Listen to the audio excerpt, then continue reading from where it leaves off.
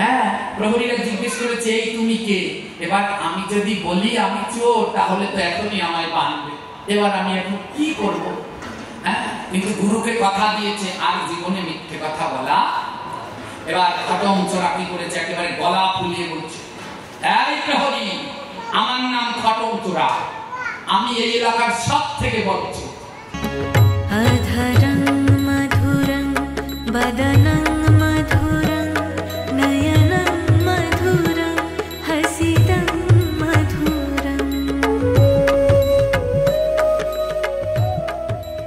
করব যাতে অনেক টাকা হয়, সেই টাকা দিয়ে একেবারে গুরু বৈষ্ণব সেবা। ওমা যারা চুরি করে দেখবে, চুরি করার আগে ঘুরে ঘুরে দেখে কোন বাড়িতে কি কি আছে, তারপরে দেখে শুনে চুরি করে। চোরা চারপাশে ঘুরে ঘুরে দেখছে যে কোন বাড়িতে ভালো চুরি করলে বেশি টাকা পাওয়া যাবে।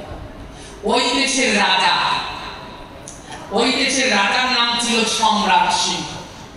ওই সম্রাট সিংহ ছিল বড় শৌখিন রাজা। রাজা একটা ঘোড়া পালত, কালো ঘোড়া। খুব মন দিয়ে শুনবেন, ঘোড়ার রং কি? কালো ঘোড়া। সেই ঘোড়া সারা ভারতবর্ষে নাই, বিদেশ থেকে নিয়েছে একটা কালো ঘোড়া। সেই ঘোড়ার শক্তি হচ্ছে হাতির সমান। এবং রাজা ঘোড়াকে এত ভালোবাসতো, রাজাকে কাণ্ড বোঝেন না, ঘোড়ার কান ফুরিয়ে ওই ঘোড়ার কানে হীরার কানেরটা দিয়েছে। মানে ঘোড়াকে এত ভালোবাসে, ঘোড়ার কানে কিসের কানেরটা দিচ্ছে? হীরা। বোঝেন? সব থেকে দামি কি? হীরা। আর ঘোড়ার গলায় দিয়েছে মতির মালা। মতি হচ্ছে হীরার থেকেও দামি। আর ঘোড়ার পায়ে ঘুঙুর, ওই ঘোড়া দৌড়ায় না, পায়ে ঘুঙুর বেঁধে দেয়, দেখবেন ঝুমঝুম করে বাজে। ঘোড়ার পায়ে যে ঘুঙুর দিয়েছে সেটা হচ্ছে স্বর্ণে, 4 পায়ে 4 জোড়া স্বর্ণের ঘুঙুর। খটমচোরা বলে এই ঘোড়াটা যদি চুরি করা যায়, হীরা পাবো, মতি পাবো, সোনা পাবো, সঙ্গে রাজার দামি ঘোড়াও পাবো। কিন্তু কি করে চুরি করবো? তো দেখছে চারপাশে ঘুরে ঘুরে যে ওই ঘোড়াটারে যাওয়ার উপায় কি। তো উপায় একটা পেয়েছে। কি উপায়? ওই যে রাজার সৈনিক, হ্যাঁ, সৈনিকরা সব এক ধরনের পোশাক পরে। যেমন বাংলাদেশ সেনাবাহিনী, তাদের এক একজনের পোশাক কি এক এক রকম? হ্যাঁ, পুলিশের পোশাক আলাদা আলাদা, হ্যাঁ, কর্ম অবস্থায় উঁচু নিচু রয়েছে। এবার পোশাকগুলো তো সবাই এক কালার। তো চোরা বলে আমি যদি একটা সেনাবাহিনীর পোশাক জোগাড় করতে পারি, ওই সেনাবাহিনীর পোশাক পরে ঢুকে যাবে, কেউ বুঝতে পারবে না, ঘোড়া নিয়ে দৌড়। এবার আজকে করেছে ওই চোরা, আগে চুরি করেছে একটা সেনাবাহিনীর পোশাক। আগেই বলেছি ওটা কিন্তু দেখতে শুনতে একেবারে নাদুস নুদুস, একেবারে চেহারা ফিটফাট, সেনাবাহিনীর পোশাক পরছে বলে এবার মনে হয় যেন একজন বড় অফিসার। এবার ও একটা লাঠি নিয়ে এরকম ঘুরাতে ঘুরাতে যাচ্ছে, কেউ যেন সন্দেহ না করে। কিন্তু রাত্রবেলা ওই যে রাজার দরজায় যে গেট, ওই গেটে আছে 2 জন প্রহরী। প্রহরী কয়জন? এবার খটমচোরা পড়েছে বিপদে। এবার কি করি? কারণ প্রহরীরা তো আমায় ধরবে, সবার চক্ষু ফাঁকি দিলাম এই গান নাড়াতে নাড়াতে, কিন্তু প্রহরীরা তো আমাকে ধরবে। হ্যাঁ, অনেক সময় ভেবে খটমচোরা বলে, যা হয় হোক, গুরু ভরসা। আমার প্রথম লাইনেই বলেছিলাম, গুরু যার সহায় তার কিসের ভয়। বলে যাই, গুরু সহায়। এবার ঢুকেছে চুরি করতে, এই গেটে দিয়ে ঢুকছে, কারণ ঢোকার রাস্তা নয়, গেটই আছে, আর গেটের পাশে 2 জন প্রহরী বসে আছে। এবার চোরা যেই ঢুকেছে, আর প্রহরী 2 জন বলে, মানে চোরা গেটের প্রহরীরা ঘুমিয়ে পড়েছে, আর চোরা সেই সুযোগে ঢুকেছে। কিন্তু এমনই কপাল, ঢুকতে গিয়ে গেটের সাথে খেয়েছে টাক, মানে ওকে লম্বাও নেই, বুঝতে পারেনি, ঠক করে সব রয়েছে। প্রহরী 2 জন লাফ দিয়ে উঠেছে, চোরা দিয়েছে দৌড়। যেই দৌড় দিয়েছে, 2 প্রহরী বলে এই দাঁড়া। চোরা দাঁড়িয়ে গেছে। এবার প্রহরীরা বলছে, এই তুমি কে? ওখানে দাঁড়াও। একটু নড়বে না, ওখানে দাঁড়াও, বলো তুমি কে? প্রহরীরা প্রশ্ন করলো কি? জোরে বলো, প্রহরীরা কি প্রশ্ন করেছে? এই তুমি কে? আসলে ওকে সেনাবাহিনী, তাহলে কে? এবার চোরে যদি এসে বলে চুরি, আমি চোর, হ্যাঁ, এবার ও কি করবে? গুরুদেবের দ্বিতীয় বাক্য কি? কোনদিন আর মিথ্যে কথা। এবার চোরে বলছে সর্বনাশ, এবার আমি কি করি? হ্যাঁ, প্রহরীরা জিজ্ঞেস করেছে এই তুমি কে? এবার আমি যদি বলি আমি চোর, তাহলে তো এখনই আমায় বাঁধবে। এবার আমি এখন কি করব? হ্যাঁ, কিন্তু গুরুকে কথা দিয়েছে আর জীবনে মিথ্যে কথা বলা।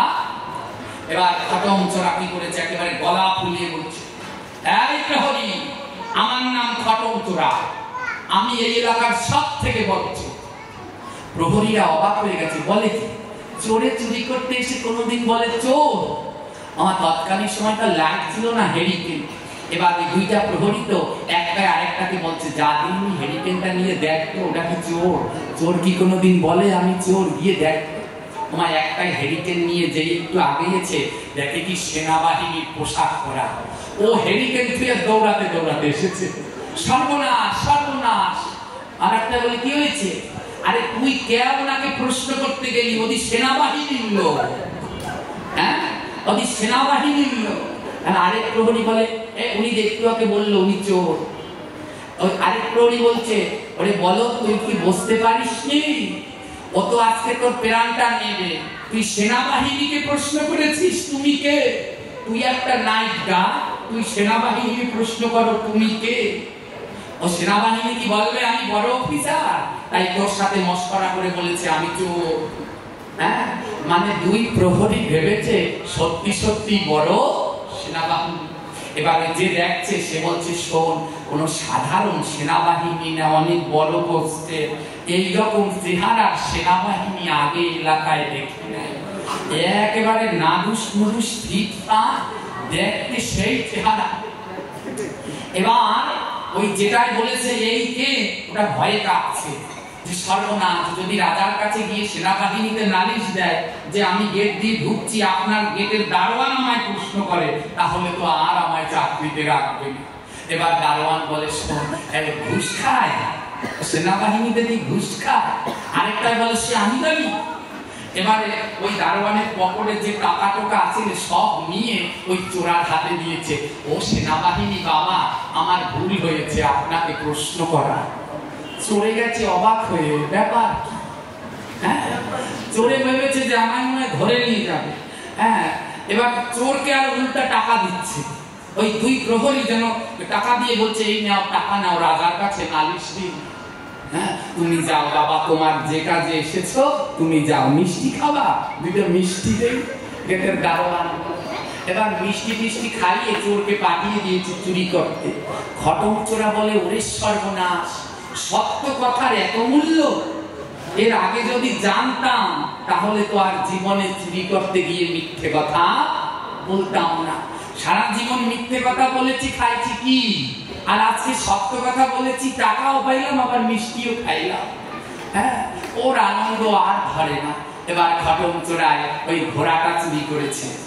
হ্যাঁ, ঘোড়াটা চুরি করেছে। আমার 3 নাম্বার বাক্য কি? গুরুদেব 3 নাম্বার বাক্য বলেছি কি? যা চুরি করে পাবে সঙ্গে সঙ্গেই গোবিন্দকে নিবেদন করবে।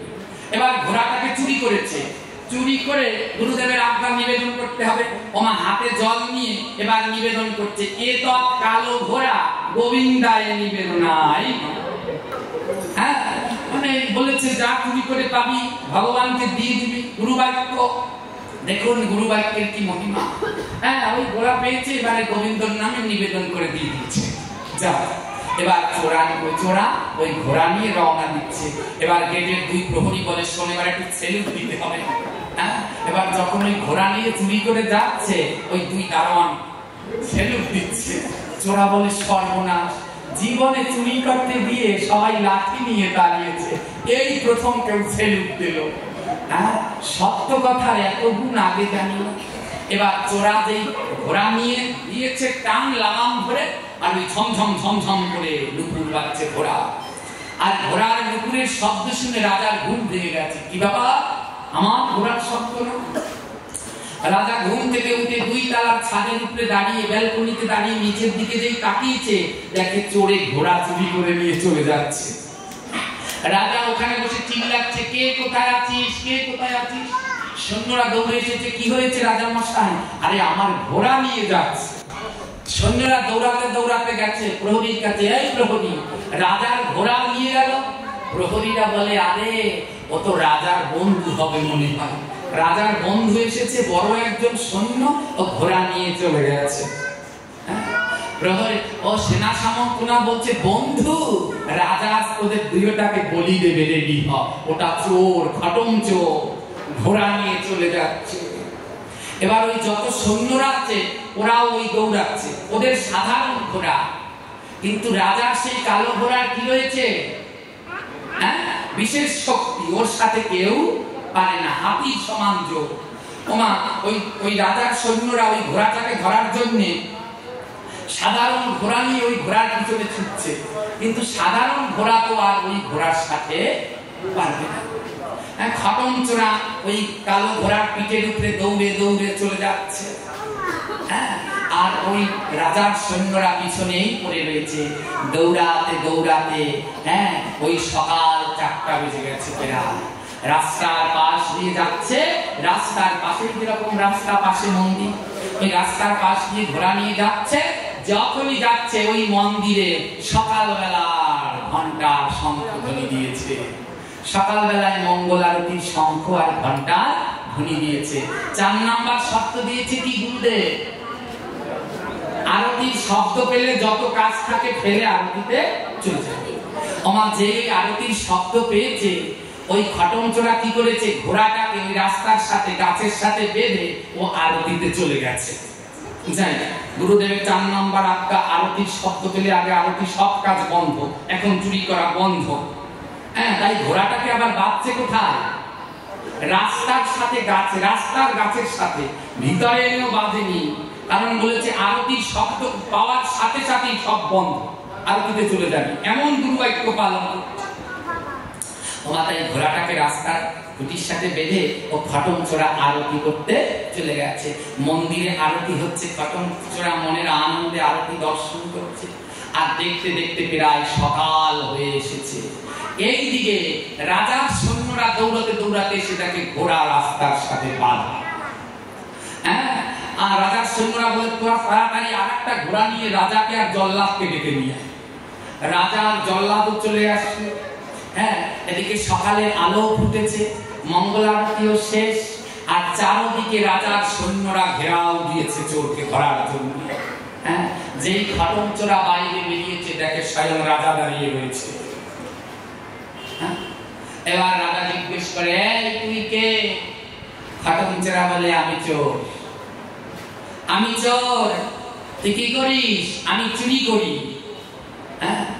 খটম চোরা রাজা জিজ্ঞেস করছে, তুই আমার ঘোড়া চুরি করেছিস? খটম চোরা বলে, হ্যাঁ। রাজা মশাই, আপনার ঘোড়া আমি চুরি করেছি। রাজা জিজ্ঞেস করছে, ঘোড়া কই? খটম চোরা দেখিয়ে দিচ্ছে, ওই যে রাস্তায় গাছের সাথে বাঁধা। আমার রাজা তাকিয়ে দেখে ওটা তার ঘোড়া না। রাজার ঘোড়ার রং ছিল কি, কিন্তু তাকিয়ে দেখে ওই যে ঘোড়াটা বেঁধে রেখেছে ওটা সাদা, ধবধবে সাদা। রাজা বলে, এই চোর, এই ঘোড়া আমার না, তুই মিথ্যে বলছিস। চোরা বলে, রাজা আমি গেছে কালকে দিনে মিথ্যে বলেছি, কিন্তু আজকে আর মিথ্যে বলি না। বলে কেন? বলে গেছে কালকে আমি দীক্ষা নিয়েছি, আমার গুরুদেব 4টি শর্ত দিয়েছে, দীক্ষা নেওয়ার পরে আর মিথ্যা বলবি না, তাই আজ থেকে আমি আর মিথ্যা বলি না। গেছে কালকে আমার অন্য জন্ম ছিল, আজকে আমার নতুন জন্ম, তাই আজ আমি মিথ্যা বলিনি, আপনার ঘোড়া আমি চুরি করেছি। রাজা বলে, আমার ঘোড়া তো কালো ছিল, সাদা না। চোরা বলে, আপনি গিয়ে মিলিয়ে দেখুন। রাজা গিয়েছে, ঘোড়ার কাছে গিয়ে দেখে, ঘোড়াকে মিলিয়ে দেখছে, ওমা যেখানে কানে ছিদ্র করেছে সেই কানের জায়গায় কানেরটা রয়েছে, গলায় মুক্তির মালা, পায়ে সেই ঘুঙুর। আর ঘোড়া তো যে যে জিনিস পশু পালে, দেখবেন মালিক গেলে পরে ওই পশু পাখি দৌড়ে তার কাছে আসে। রাজা ঘোড়াটা পালে তো, যেই রাজা গেছে ঘোড়া এসে রাজার বুকের সাথে বুকটা ঠেকিয়েছে। রাজা চিনতে পেরেছে এটা তো আমারই ঘোড়া। কিন্তু কি আশ্চর্য, এক রাত্রির ভিতরে কালো ঘোড়া কি করে সাদা হলো? আমার রাজা একটু দোলে দেখছে রং লাগিয়েছে কিনা, দেখে না, কোনো রং না।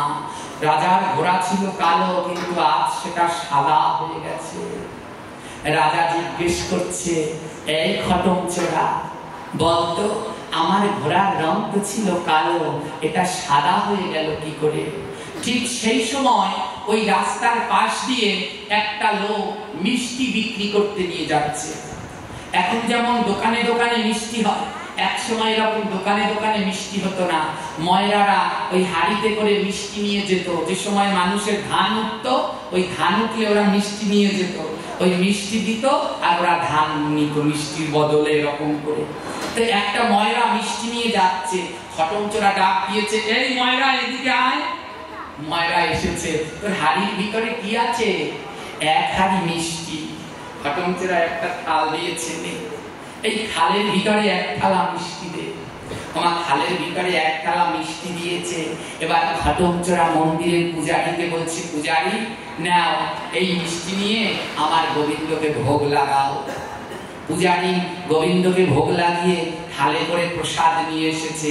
এবার রাজাকে জিজ্ঞেস করছে, রাজা এই যে ময়রা, এই ময়রার হাড়ির মধ্যে কি আছে? আমার বলুন, ময়রার হাড়িতে কি আছে? মিষ্টি। রাজাকে জিজ্ঞেস করছে, হাড়িতে কি আছে রাজা? আর আমার থালায় কি আছে? জোরে বলো। হাড়ির মধ্যে আছে আর হাতের মধ্যে, থালার মধ্যে আছে কি? প্রসাদ। একই জিনিস, হাড়ির মধ্যে যেটা সেটা মিষ্টি, কিন্তু থালার ভিতরে যেটা সেটা প্রসাদ। ঘটমচোরা বলে, রাজা ওই হাড়ির মিষ্টি থালায় করে যখন গোবিন্দের কাছে নিয়ে যায়, তখন আর ওটা মিষ্টি থাকে না, ওটা পরিবর্তন হয়ে প্রসাদ হয়ে যায়। আমার গুরুর বাক্য, চুরি করে যা পাবি গুরুদেবের নামে নিবেদন করে দিবি।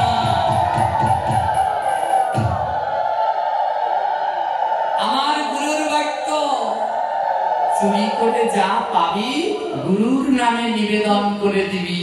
আর গুরুর নামে নিবেদন করলে সেটা কি আর আগে থাকে? সেটা তো প্রসাদ হয়ে যায়। ওরা যা তোমার ওই কালো ঘোড়া তোমার ছিল, যখন আমি ওটা চুরি করে ওই গোবিন্দের নামে নিবেদন করে দিয়েছি, ওটা প্রসাদ হয়ে গেছে। আর প্রসাদের আর ওই আগের রূপ থাকে না। ওই হাড়ির মিষ্টি মিষ্টি আছে, গোবিন্দকে দেওয়ার সাথে প্রসাদ হয়েছে। তাই কালো ঘোড়া কালকে তোমার ছিল, গোবিন্দকে নিবেদন করার সাথে সাথে ঘোড়া সাদা হয়ে গেছে। রাজার দুই নয়নে জল ধরছে, আহারে তোর মনে গুরুর প্রতি কেমন ভক্তি, তুই কালো ঘোড়া সাদা বানিয়ে দিলি। এমন ভক্তি তো আমি জগৎ সংসারে দেখি নাই।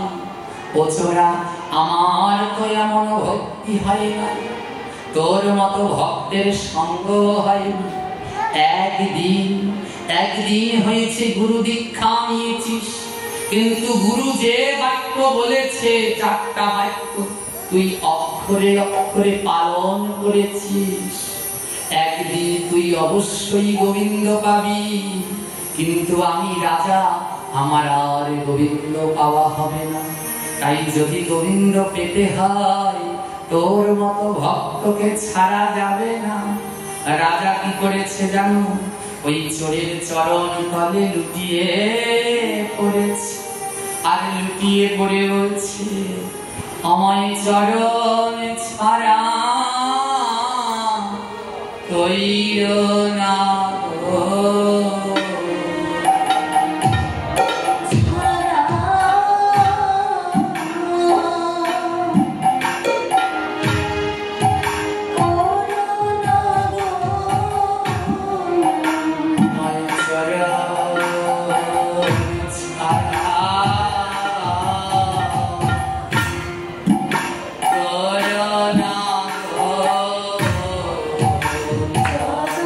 ছাড়া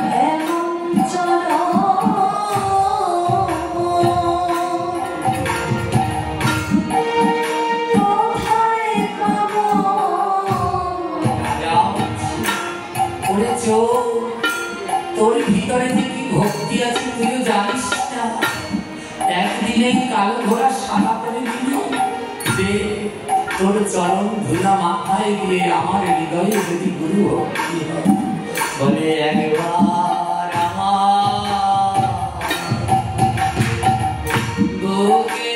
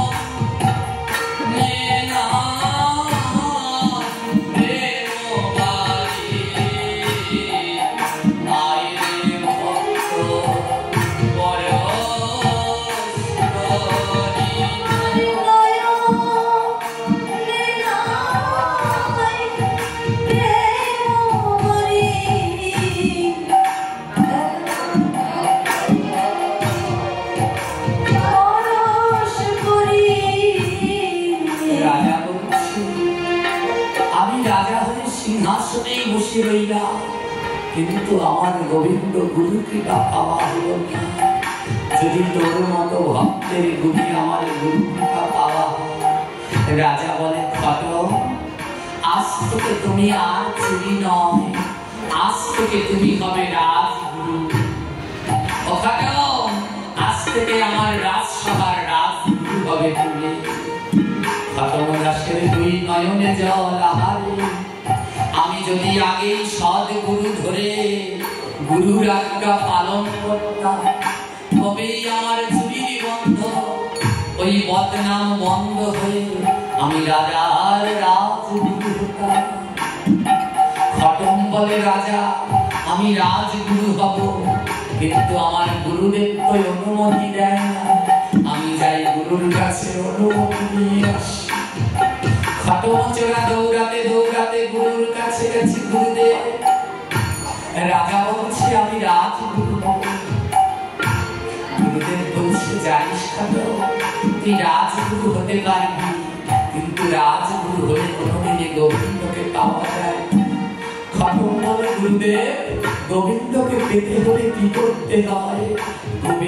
গুরুদেব বলে কি করতে হয় জানিস? বলে ভক্তের দরজা কাঙ্গাল হবে, ভক্তের দরজা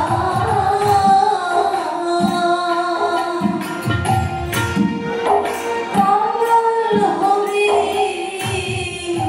ওই ভক্তের ধুলা মাথায় দিবি, ভক্তের দরজা কাঙ্গাল হবে। ভক্তের ধুলা মাথায় দিবি, ভক্তের দরজা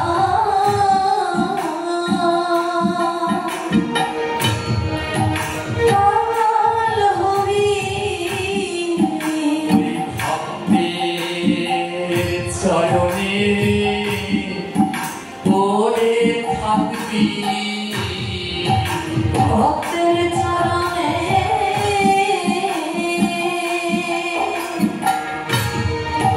পড়ে থাকবি, ভক্তের দরজা কাঙ্গাল হবে। ভক্তের চরণে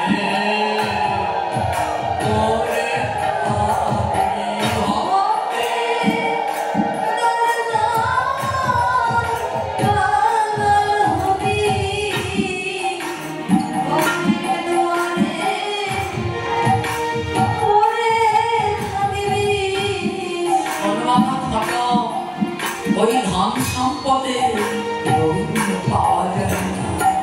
যদি গোবিন্দ পেতে চাও ওই ভক্তের চরণের কাল হয়ে ভক্তের চরণটাকে আগলে ধর। দূরে থেকে রাজা এই কথা শুনেছে। রাজা বলে, তো যদি রাজগুরু হয়ে কোনোদিন ভগবানকে না পায় তাহলে আমার তো আর কোনো জন্মে পাওয়া হবে না। ওমা, আজ ঘটনাদাস কি করেছে? ওই গুরুদেবের চরণ জড়িয়ে ধরেছে। আর রাজা বলে, আমি তো গুরু পাইনি খটম, আমি তোমার চরণ জড়িয়ে ধরলাম। খটম দাস ধরেছে রাজার গুরুদেবের চরণ, আর খটম দাসের চরণ ধরেছে রাজা। আজ চরণ ধরে এক একজন নয়ন জলে ভাসছে। ওমা, জয়ন চোখ মেলে তাকিয়েছে। যখন ওই খটম দাস চোখ মেলে তাকিয়েছে, খটম দাস দেখে ওই গুরুদেবের হৃদয়ের মধ্যে আমার নিতাই গৌর নৃত্য করে।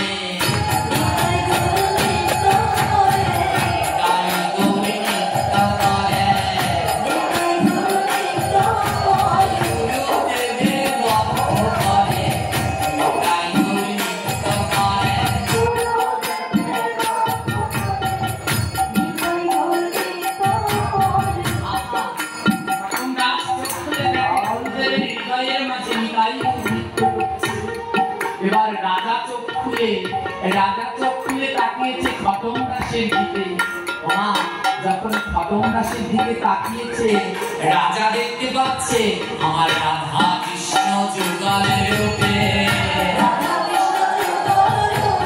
খটম দাসের বক্ষ মাঝে রাধা কৃষ্ণ যুগলের রূপে।